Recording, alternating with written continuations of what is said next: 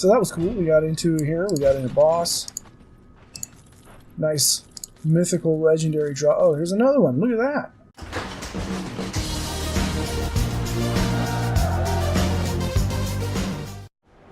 What's up, guys? It's Screwloose from twinstiqLP. This is Grim Dawn. I'm playing on Ultimate difficulty, and I have yet to start the Forgotten Gods expansion on Ultimate. Ultimate is, or it does at least seem to be more balanced, a little bit easier to play through. It's become more of an extra challenge rather than it is just a wall to beat your head against.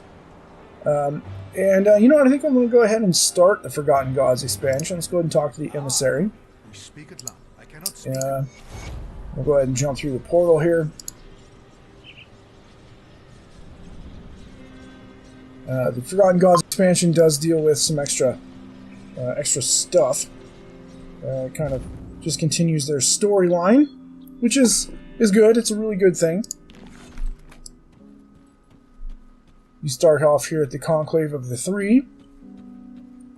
This is the Conclave is where the three witch gods, their factions reside. They've come together to put their differences aside and fight against a forgotten god called Korvac, and the story goes from there. And one of the first things you have to do is align yourself with a cult. It doesn't really matter which you do, you will gain reputation with all three. I choose Soleil with this guy because I tend to be a little bit more Vitality and Chaos. I have a lot of poison damage too, but Vitality Chaos seems to be where I go with this guy, so that'll probably end up being where I go here as well. Let's go ahead and talk to the emissary again. Just get started. I'm not worried about the dialogue. I don't want to put too many spoilers up, even though Forgotten Gods has been out a while. I'd rather not just spoil everything. My plan here is to essentially just show some gameplay in case you haven't seen it yet. Come to the cool statues over here. You know, let's get over here and knock these off of the line here because we don't want to see those quests, we want to see this stuff. So the first thing we've got to do is talk to Kanathra and start the trials, and we're going to see if this works. I don't even know. Elite is dangerous enough to kill this character. This is a Witchblade, level 95 Witchblade, and you can see that I don't have like an uber build here. I'm doing close to 24,000 DPS, but it's not spectacular. There are many other builds out there. I'm not following a pre-build or pre-made build. So we're going to see what happens. Like I said, Elite kills this character enough. He's certainly survivable, but yeah, it's not super easy out here. And I think some of that has to do with my initial resistances. I don't resist very much Life Leech, and my piercing resistance is very low. Other than that, I'm doing okay. My stun is 0, but I don't know. Anyhow, let's go ahead and start this and see what happens. We're just going to start the trials. And let the pets do their job. I think we'll be okay.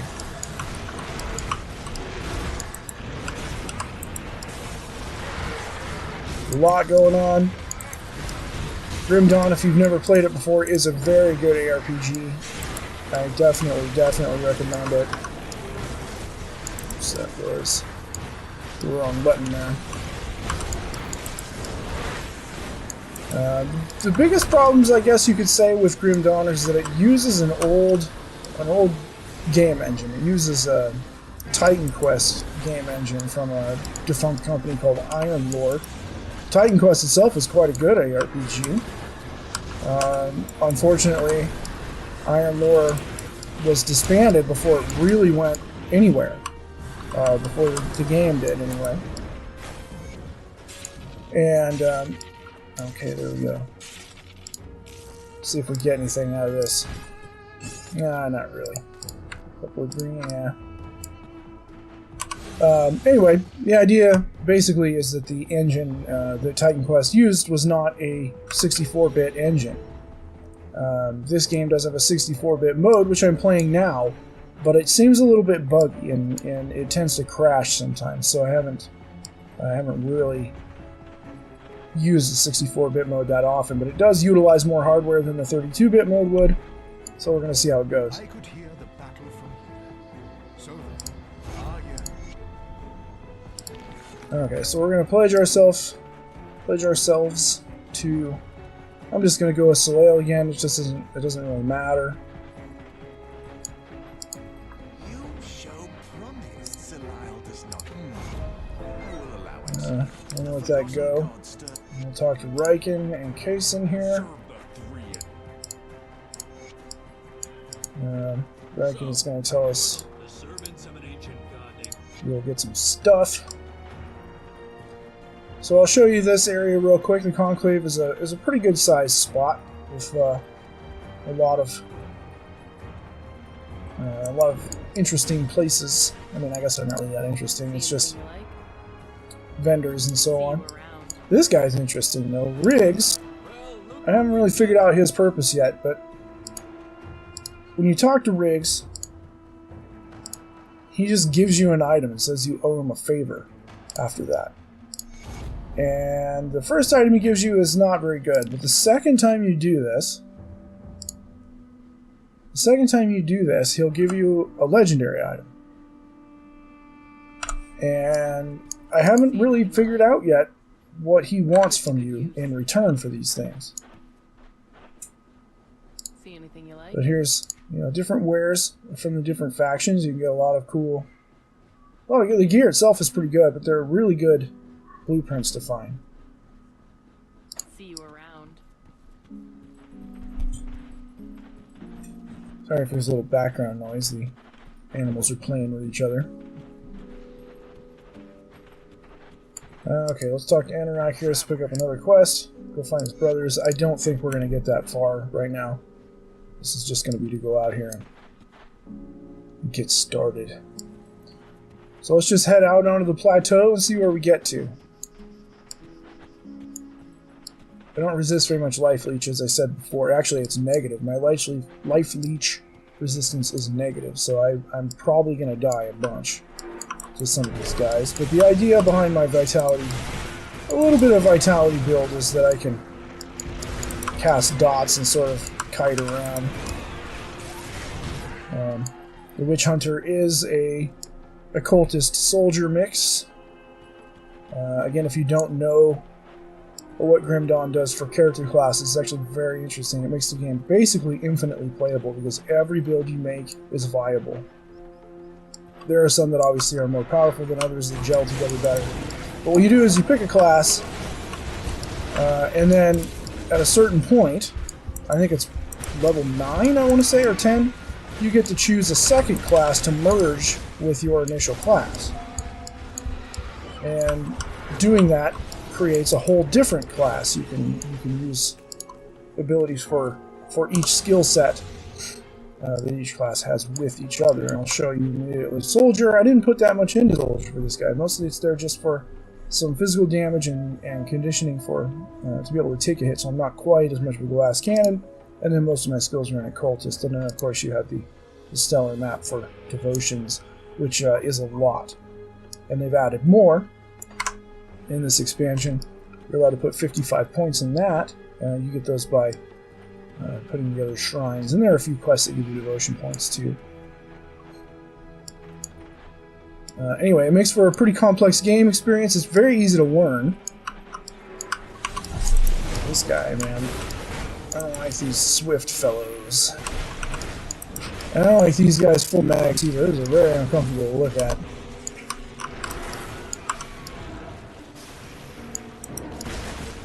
Bloody Pox is doing its job.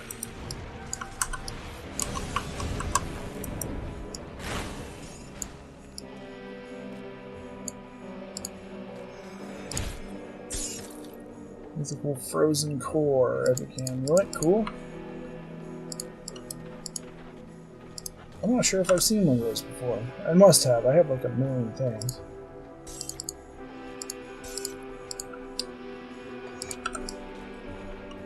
Can never have too many components.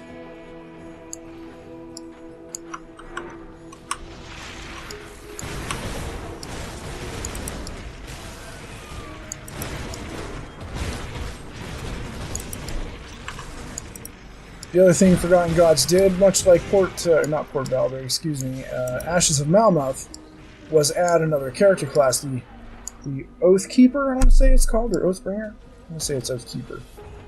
And I haven't played him yet. I don't even have any idea what he does. Seems to be a shield character, from what I understand, mostly a sword and board type of fighter, maybe? I may be totally wrong about that, I have no idea. I shouldn't even speculate.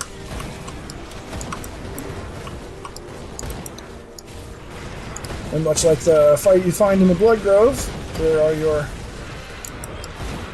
fellows out here doing their jobs, keeping the place safe. And it's not without its issues. There are a few buggy issues, especially with some bounties, I guess, that spawn the monsters you're supposed to kill. Your goal essentially spawns in a place where it's not supposed to. And they're working on fixing that. But again, this has been out about a month, so you would think you got to be close to getting that figured out.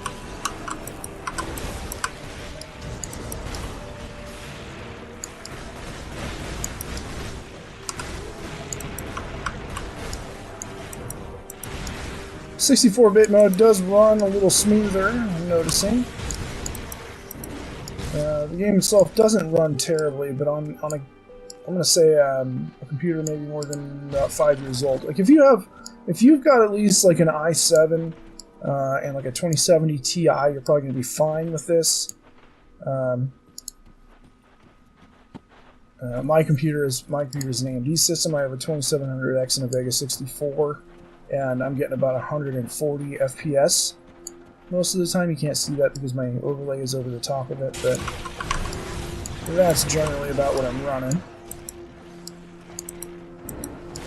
But the particle effects are very CPU intensive and RAM intensive, and they will cause frame drops. Again, probably just because of that older engine.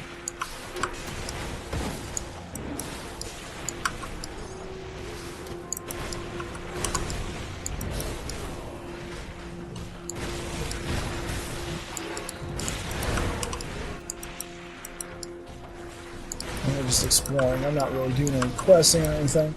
I'd like to have a couple of decent drops happen, at least while I'm recording. So there was a good frame drop right there. That happens.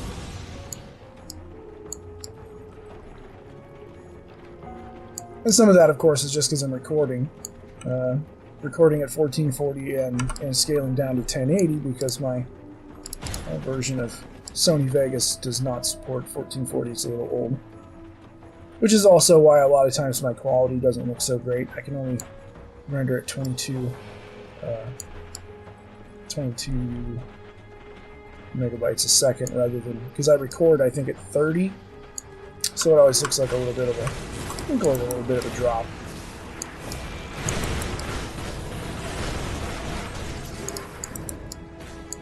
But that does help keep the file size down some anyway. Anyway, the area you're going through here is pretty neat. I actually really enjoy the desert stuff. I like this area, the comparable area in Diablo 2. Of course, this could be bad. I'm stuck in the middle here.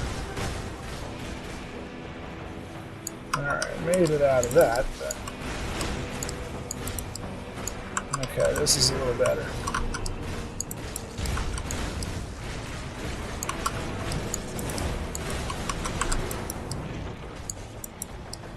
Bargox. We'll go in the Beetle Den 2 down there, because I think there'll be a boss in there to fight. And if I don't die a million times to it, maybe we'll see some good drop.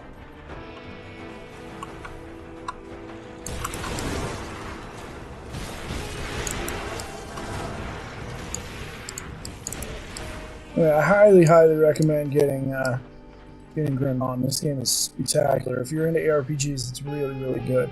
It's probably the best ARPG you can spend money on, and there may be people that disagree with that. Diablo 3 has gotten a whole lot better, but it is nowhere near as complex as this game.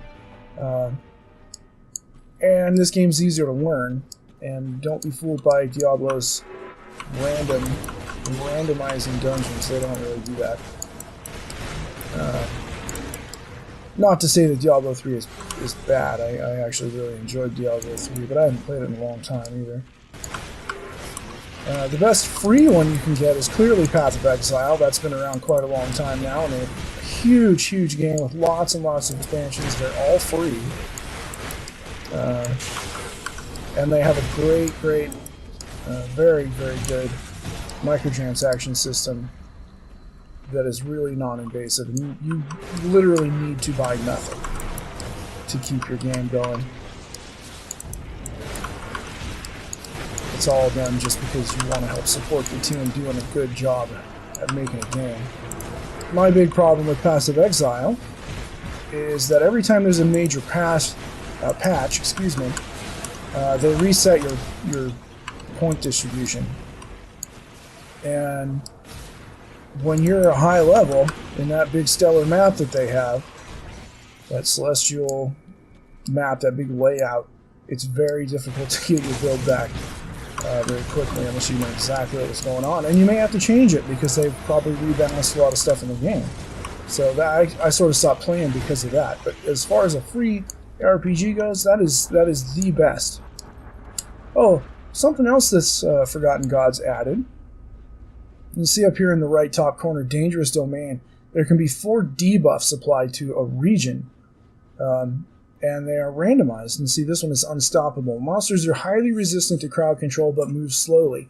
So you can see all of their resistance, 30% to basically everything, and 25% to slow resistance, but their move speed is reduced by 8%. So this actually is not that terrible. I've seen some more difficult ones. And for the most part, they're not that difficult to deal with, but it does add a bit of interesting play. And these buffs can stack up. There are Treacherous Domain, and it goes further and further. There's actually a cool infinite dungeon here that will help characters who really don't want to play. Like, they give you an out, I guess. Although I don't know why you would want to skip playing the other portions of the game. They're all very good. But if you were to start a character and just want to go straight to here, and I believe you can do that. I haven't tested that myself yet. But I believe you can do that. I think all it takes is winning the first game. The base game. You can do that. And there's like an infinite dungeon guy you can talk to here, and playing through that infinite dungeon will get you lots of experience and good rewards, and it will also get you devotion points. Now, of course, devotion points max out at 55 points, so that will only get you so far, but it does help. The biggest problem, I guess, with that sort of a thing, that aspect, is that having the base game alone doesn't mean that you can get this. The Forgotten Gods expansion will only work if you have both the base game and Ashes of Malmar, which at this point is getting a little bit pricey to buy all the expansions at once if you're first starting. Now, the base game for Grim Dawn is not usually very expensive. I see it on sale a lot for like $8. It's not that bad. And actually, not everything is very bad in general. This is a boss. Margul the Rotting. But the expansions are anywhere from 15 to... I don't remember actually what the cost of Forgotten Gods is. I don't remember if it was $20 or $25. But, when you're talking about everything, especially at full price, you're looking at... I might have screwed myself a bit here. You're looking at spending about $50 or $60 on a game that's been around for a few years, and that's not always that awesome of an idea. But in terms of playtime, I've spent probably something like close to 500 hours in this now, so you're going to get your money out of it if you enjoy ARPGs, and especially complex ones. Although I will say the complexity in this game is very easy to learn. Looks like we're going to make it without dying. That's great. And we did get Mythical Judgment of Empyrean. That's Let's check that out. That's actually an item I've not seen yet. And a blueprint for a component. That's great. What's the Judgment of Empyrean? It's an offhand item. Physical fire, internal trauma, burn. This is great, man. This is a commando offhand, essentially, it looks like. Demolitionist, Oathkeeper. Well, yeah, soldier, demolitionists, or all of those. Oathkeeper, soldier, Oathkeeper, demolitionist, Oathkeeper, soldier, so on and so forth. That's great. Cool. I like seeing all these new items. And this blueprint, Seal of the Void. Oh, that's great. Chaos Fire. Cool. I like those. And you can craft those, the blueprints. When you have one, they are account wide, so your whole every character you make is now able to make that once you have the blacksmith, which again is by itself not that difficult to find. So that was cool. We got into here. We got into boss. Nice mythical legendary draw. Oh, here's another one. Look at that. Man, ultimate is great. Sand Reaver bracers. Physical internal bleeding, attack speed, cast speed. Wow, vitality and chaos resistance is good. Presence of virtue, I don't know who that is. Probably Oathkeeper.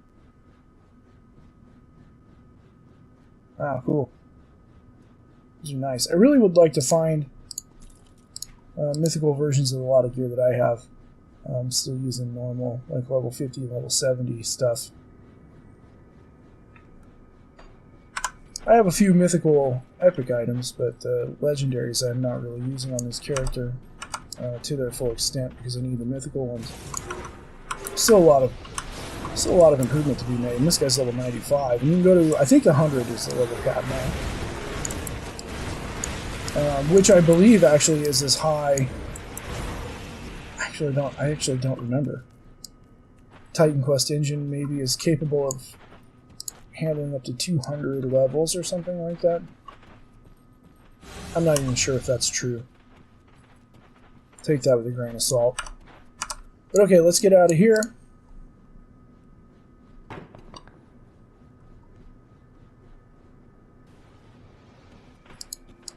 Back to the Corvin Plateau, and we'll move on a little bit.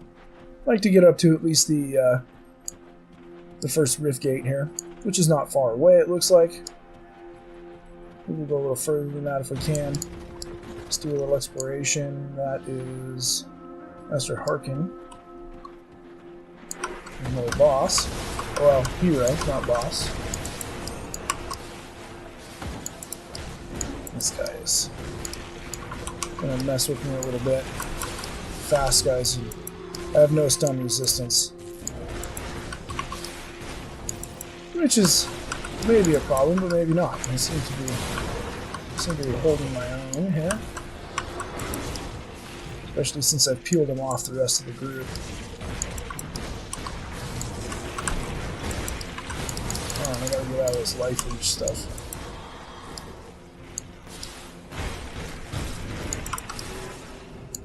Okay.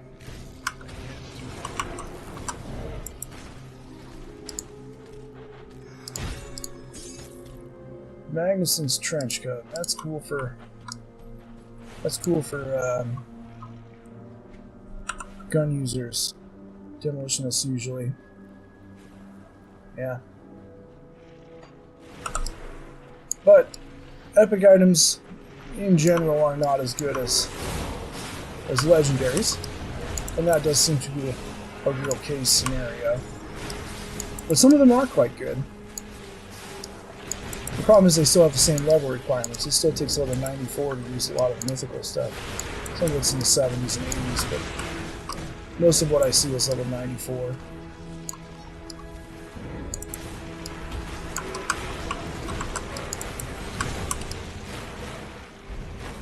My pets are gone. I don't know when that even happened.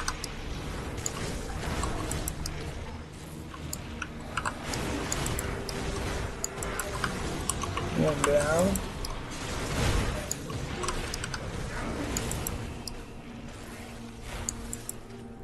2 down. Veil Warden Band. That sounds like a shaman item.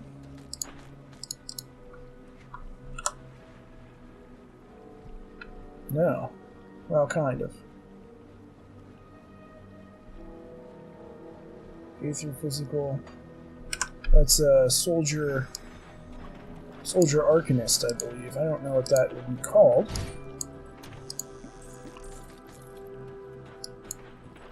Spellbreaker? I don't know.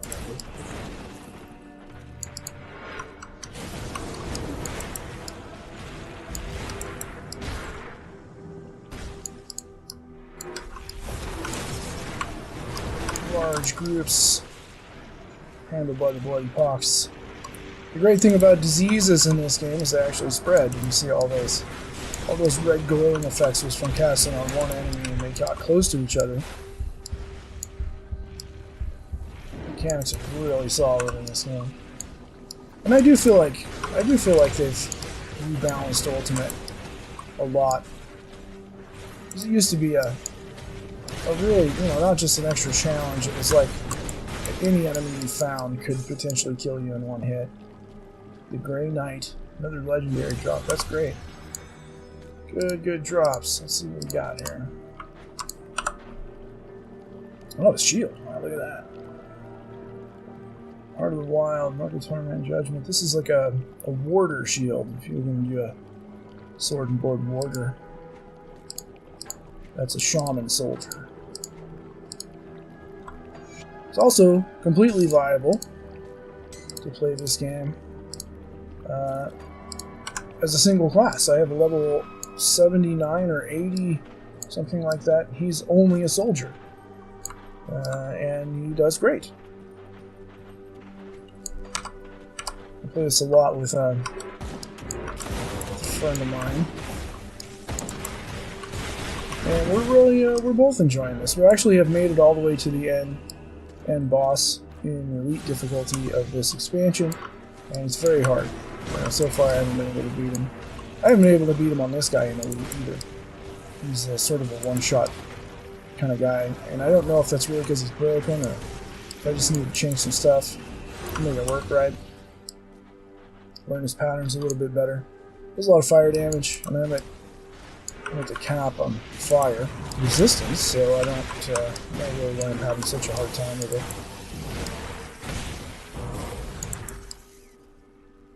But the end bosses are actually very powerful, and in Ultimate, one cool thing this game does, and you can see, oops, that was the wrong.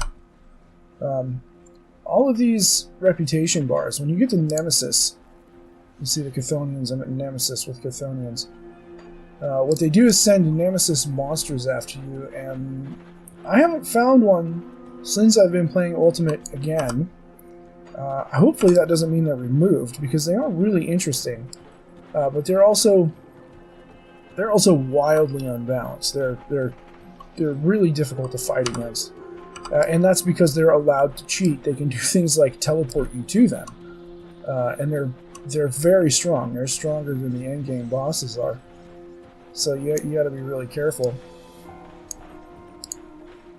But if you defeat them, they give very powerful rewards. They lock a chest in their area, and sometimes they can be just like standing in your way. And that means like starting a new game in order to progress. Start a new session, not start your character over. But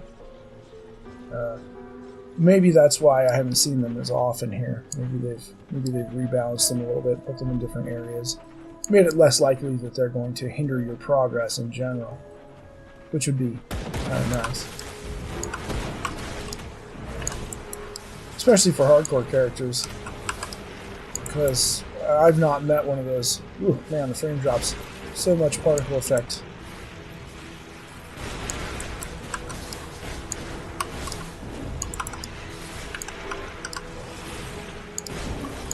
Ooh.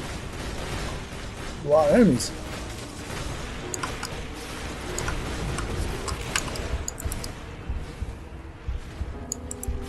Get him.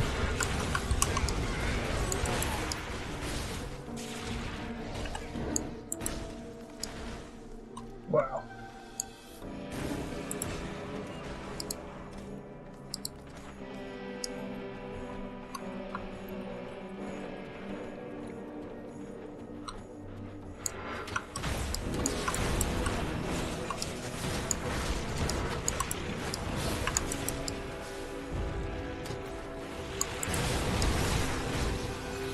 yeah.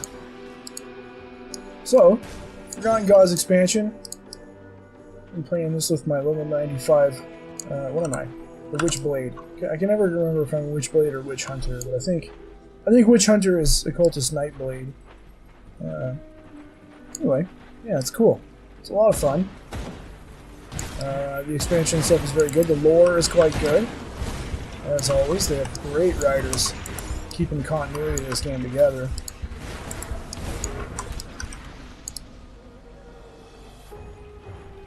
And the level design, the areas that they build are static, but really, really well designed. They're so cool.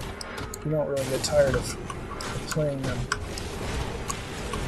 You jam a lot into a small area. And sometimes the game may not run spectacular, as you've seen some pretty big frame drops here. But for the most part, it's going to run just fine. And we got to see some decent drops. This is cool. You get an idea of what you get at higher levels, and you know, people who play Grim Dawn know this stuff already. But if you've not played it, hopefully you're watching this video. We've got a couple of nice epic drops. The Mythical Warden's Band. No, what is it called? Mythical Veil Warden Band. Mythical Magnusson's Trench Coat.